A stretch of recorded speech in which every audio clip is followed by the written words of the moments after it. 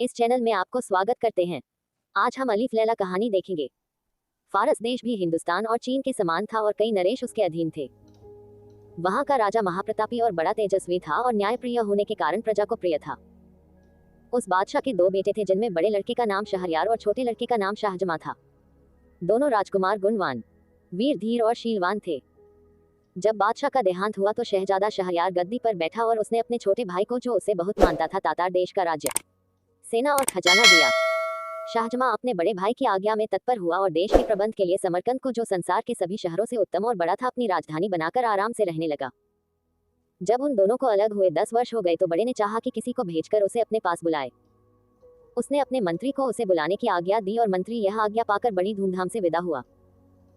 जब वह समरकंद शहर के समीप पहुंचा तो शाहजमा ये समाचार सुनकर उसकी अगवानी को सेना लेकर अपनी राजधानी से रवाना हुआ और शहर के बाहर पहुंचकर मंत्री से मिला। वह उसे देखकर प्रसन्न हुआ। शाहजमा अपने भाई शहरयार का कुशलक्षेम पूछने लगा। मंत्री ने शाहजमा को दंडवत कर उसके भाई का हाल कहा। वह मंत्री बादशाह शहरयार का परम आज्ञा पालक था और उससे प्रेम करता था। शाहजमा ने उससे कहा कि भाई, मेरे अग्रज ने तुम्हें मुझे लेने को भेजा, इस बात से मुझको अत्यंत हर्ष हुआ। उनकी आज्ञा मेरे शिरोधार्य है। अगर भगवान ने चाहा तो 10 दिन में यात्रा की तैयारी करके और शासन में अपना प्रतिनिधि नियुक्त कर तुम्हारे साथ चलूंगा। तुम्हारे और तुम्हारी सेना के लिए खाने पीने का प्रबंध सब यही हो जाएगा। अतएव तुम इसी स्थान पर ठहरो। अतएव उसी स्थान पर खाने पीने आदि की व्यवस्था कर दी गई और वे वहां रहे। इस अवसर पर बादशाह ने यात्रा की तैयारियां की और अपनी जगह अपने विश्वास पात्र मंत्री को नियुक्त किया। एक दिन सायम अपनी बेगम से, जो उसे अति प्रिय थी, विदा ली और अपने सेवकों और मुसाहिबों को लेकर समरकंद से चला और अपने खेमे में पहुंचकर मंत्री के साथ बातचीत करने लगा। आधी रात होने पर उसकी इच्छा हुई कि एक बार बेगम से फिर मिल आऊं। वह सबसे छुपकर अकेला ही महल में पहुंचा। बेगम को उसके आने का संदेह तक न था। वह अपने एक तुच्छ और कुरूप सेवक के साथ सो रही थी। शाहजमा सोचकर आया था कि बेगम उसे देखकर अति प्रसन्न होगी। उसे दूसरे मर्द के साथ सोते देखकर एक क्षण के लिए उसे काट मार गया। कुछ संभलने पर सोचने लगा कि कहीं मुझे दृष्टि भ्रम तो नहीं हो गया। लेकिन भलीभांति देखने पर भी जब वही बात पाई तो सोचने लगा, ये कैसा अनर्थ है कि मैं अभी समरकंद नगर की रक्षा भित्ति से बाहर भी नहीं निकला और ऐसा कर्म होने लगा। वह क्रोधाग्नि में जलने लगा और उसने तलवार निकालकर ऐसे हाथ मारे कि दोनों के सिर कटकर पलंग के नीचे आ गए। इसके बाद दोनों शवों को पिछवाड़े की खिड़की से नीचे गड्ढे में फेंककर वह अपने खेमे में वापस आ गया। उसने किसी से रात की बात न बताई। दूसरे दिन प्रातः ही सेना चल पड़ी। उसके साथ के और सब लोग तो हंसी खुशी रास्ता काट रहे थे, किंतु शाहजमा अपनी बेगम के पाप कर्म को याद करके दुखी रहता था और दिनों दिन उसका मुंह पीला पड़ता जाता था। उसकी सारी यात्रा इसी कष्ट में बीती। जब वह हिंदुस्तान की राजधानी के समीप पहुंचा और शहरयार ने यह सुना तो वह अपने सारे दरबारियों को लेकर शाहजमा की अभ्यर्थना के लिए आया। जब दोनों एक दूसरे के पास पहुंचे तो अपने अपने घोड़े से उतर कर गले मिले और कुछ देर तक एक दूसरे की कुशलक्षेम पूछकर बड़े समारोहपूर्वक रवाना हुए। शहरयार ने शाहजमा को उस महल में ठहराया जो उसके लिए पहले से सजाया गया था और जहां से उद्यान दिखाई देता था। वह महल बड़ा और राजाओं के स्वागत योग्य था। फिर शहरयार ने अपने भाई से स्नान करने को कहा। शाहजमा ने स्नान करके नए कपड़े पहने और दोनों भाई महल के मंच पर बैठकर देर तक वार्तालाप करते रहे। सारे दरबारी दोनों बादशाहों के सामने अपने अपने उपयुक्त स्थान पर खड़े रहे। भोजनोपरांत भी दोनों बादशाह देर तक बातें करते रहे। जब रात बहुत बीत गई तो शहरयार अपने भाई को आतिथ्य गृह में छोड़कर अपने महल को चला गया। शाहजमा फिर शोकाकुल होकर अपने पलंग पर आंसू बहाता हुआ लौटता रहा। भाई के सामने वह अपना दुख छुपाए रहा, लेकिन अकेला होते ही उस पर वही दुख सवार हो गया और उसकी पीड़ा ऐसी बढ़ गई जैसे उसकी जान लेकर ही छोड़ेगी। वह एक क्षण के लिए भी अपनी बेगम का दुष्कर्म भुला नहीं पाता था। वह अक्सर हाय हाय कर उठता और हमेशा ठंडी सांसें भरा करता। उसे रातों को नींद नहीं आती थी। इसी दुख और चिंता में उसका शरीर धीरे धीरे घुलने लगा। शहरयार ने उसकी ये दशा देखी तो विचार किया कि मैं शाहजमा से इतना प्रेम करता हूँ और उसकी सुख सुविधा का इतना ख्याल रखता हूँ, फिर भी सदैव ही इसे शोक सागर में निमग्न देखता हूँ। मालूम नहीं इसे अपने राज्य की चिंता खाई जाती है या अपनी बेगम का विछोह सताता है।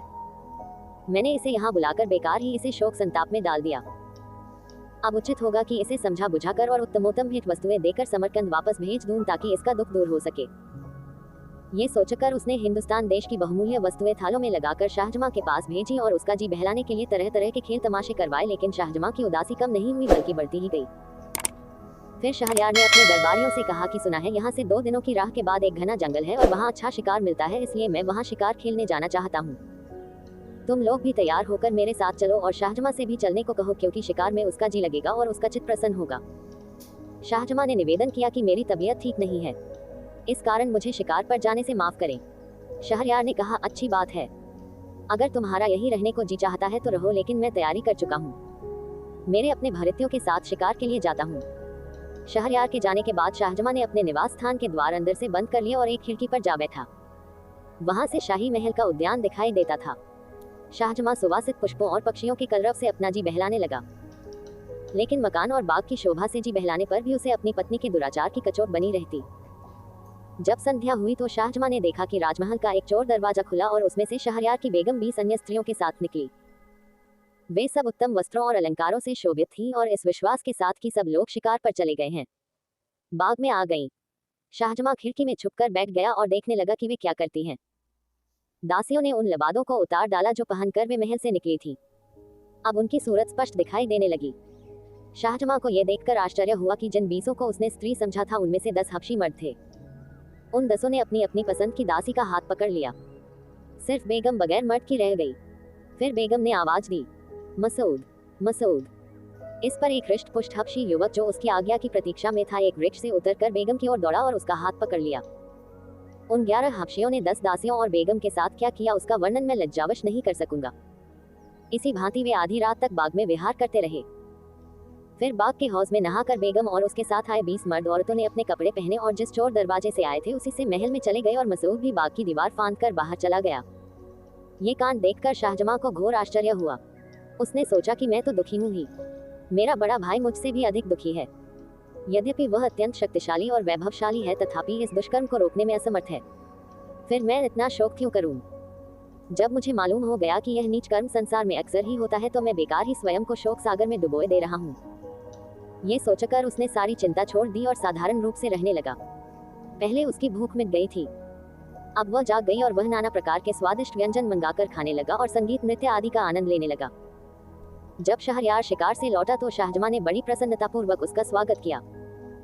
शहरयार ने उसे शिकार किए हुए बहुत से जानवर दिखाए और कहा कि बड़े खेद की बात है कि तुम शिकार पर नहीं गए, वहां बड़े आनंद की जगह है। शाहजहां बादशाह की हर बात का हंसी खुशी उत्तर देता था। शहरयार ने सोचा था कि वापसी पर भी शाहजहां को दुख और शोक में डूबा पाएगा, लेकिन इसके विपरीत उसे प्रसन्न और संतुष्ट देखकर बोला, ए भाई, भगवान को बड़ा धन्यवाद है कि मैंने थोड़ी ही अवधि में तुम्हें प्रसन्न और व्याधिमुक्त देखा।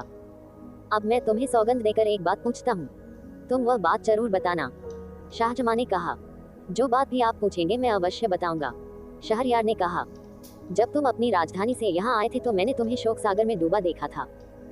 मैंने तुम्हारा चित्त प्रसन्न करने के लिए अनेक उपाय किए, भांति भांति के खेल तमाशे करवाए, किंतु तुम्हारी दशा जैसी की तैसी रही। मैंने बहुत सोचा कि इस दुख का कारण क्या हो सकता है, किंतु इसके सिवा कोई कारण समझ में नहीं आया कि तुम्हें अपनी बेगम के विछोह का दुख है और राज्य प्रबंध की चिंता है। किंतु अब क्या बात हुई जिससे तुम्हारा दुख और चिंता दूर हो गई? शाहजहां ये सुनकर मौन रहा, किंतु जब शहरयार ने बार बार यही प्रश्न पूछा तो वह बोला, आप मेरे मालिक हैं, मुझसे बड़े हैं, मैं इस प्रश्न का उत्तर न दूंगा क्योंकि इसमें बड़ी निर्लजता की बात है। शहरयार ने कहा कि जब तक तुम मुझे यह न बताओगे तब तक मुझे चैन न आएगा। शाहजहां ने विवश होकर अपनी बेगम के कुकर्म का सविस्तार वर्णन किया और कहा कि मैं इसी कारण दुखी रहता था।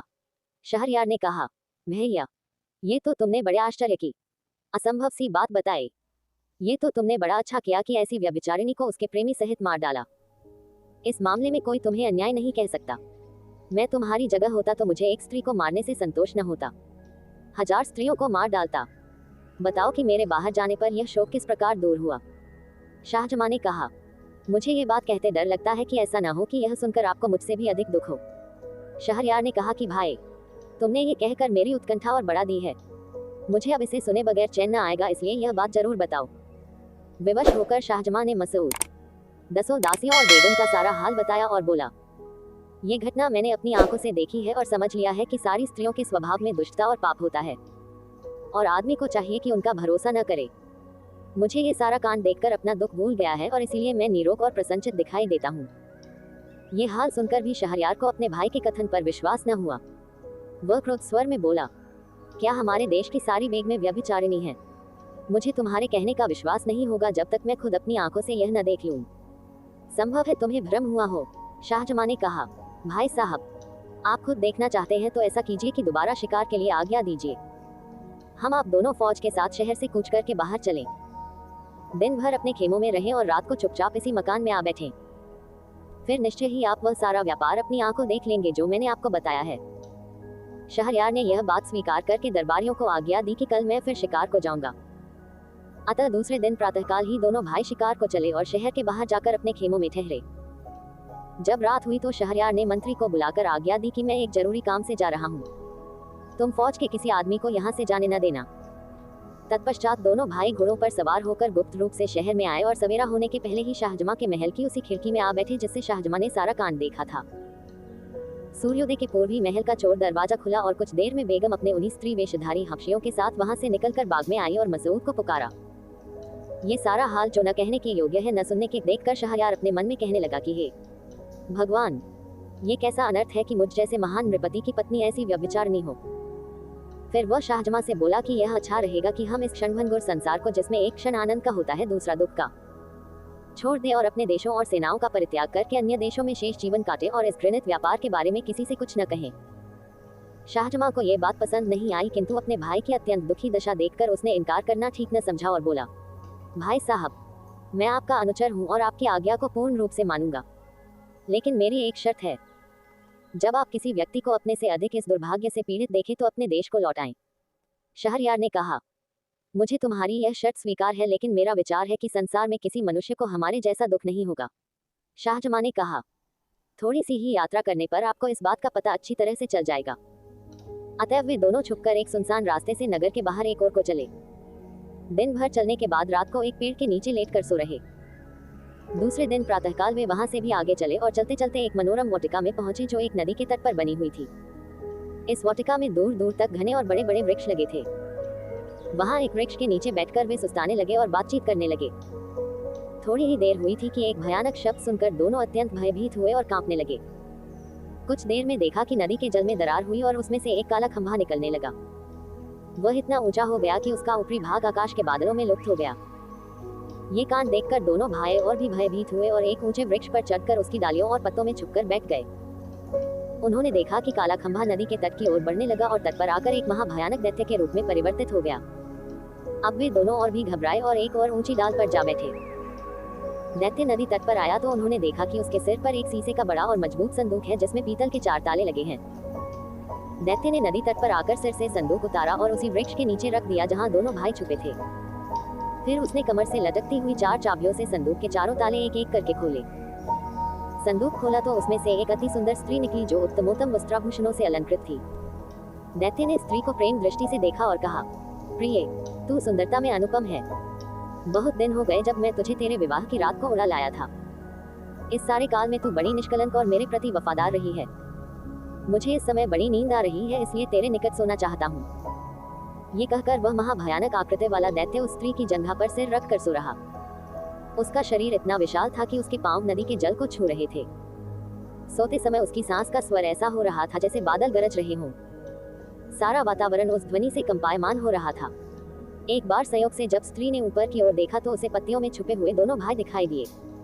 उसने दोनों को नीचे उतरने का संकेत किया। उसके उद्देश्य को समझकर दोनों का भय और बढ़ा। दोनों ने इशारे ही से उससे विनती की कि हमें पेड़ ही पर छुपा रहने दो।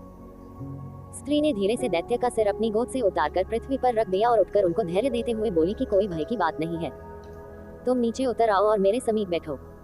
उसने ये भी धमकी दी कि अगर न आओगी तो मैं दैत्य को जगा दूंगी और वह तुम दोनों को समाप्त कर देगा। ये सुनकर वे बहुत डरे और चुपचाप नीचे उतर आए।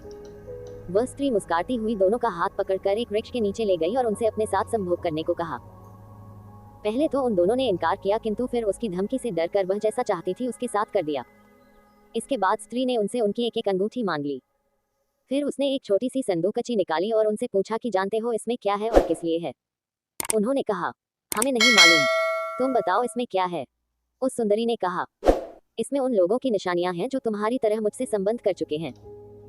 ये 98 अंगूठियां थीं और तुम्हारी 2 मिलने से 100 हो गईं। इस दैत्य की इतनी कड़ी निगरानी के बाद भी मैंने 100 बार ऐसी मनमानी की है। ये दुराचारी दैत्य मुझ पर इतना आसक्त है कि क्षण भर के लिए भी मुझे अपने से अलग नहीं करता और बड़ी देखभाल के साथ मुझे इस शीशे के संदूक में छुपाकर समुद्र की तलहटी में रखता है।